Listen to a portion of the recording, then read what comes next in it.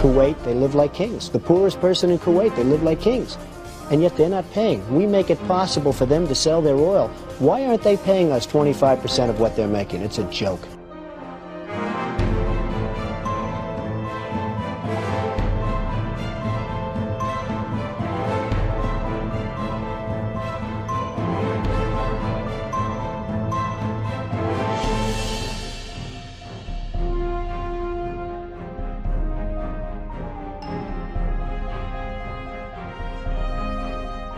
Why didn't we say we want 50% of your oil forever, or we're not letting you go back in?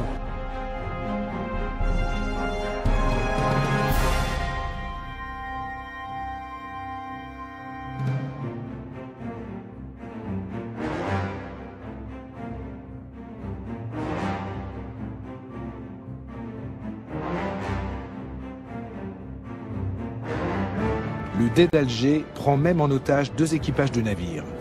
Il réclame 60 000 $ pour leur libération ou menace d'en faire des esclaves. Rapporté au budget actuel des États-Unis, cette somme représenterait aujourd'hui plus de 60 milliards de dollars.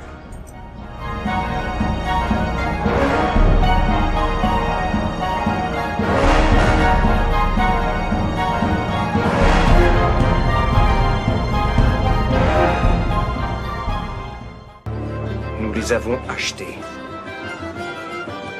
L'Amérique a conclu avec Alger un traité de paix. Un tribut de plusieurs millions de dollars qu'on leur verse, chaque année. Une somme de l'ordre de 20% des recettes de l'État. Il y a longtemps qu'on aurait dû investir cet argent dans des forces de frappe militaires puissantes. C'est bien vrai, ça. 20%, rendez-vous compte. On aurait pu régner sur les océans. De nos jours, il paraîtrait invraisemblable que les États-Unis se laissent dicter ainsi leur conduite. Mais même pour la jeune République, l'humiliation est cuisante.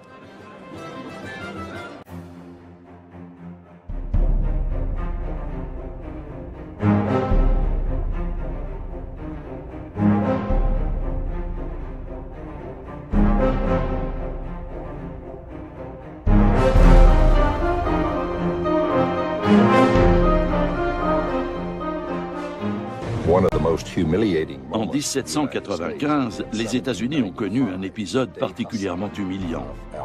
Le Dey Hassan, le régent d'Alger, a exigé que les Américains lui construisent un navire au lieu de lui verser un tribut en espèces sonnantes et trébuchantes.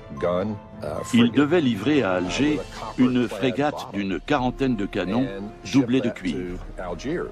Le président George Washington a écrit qu'il en avait été extrêmement mortifié.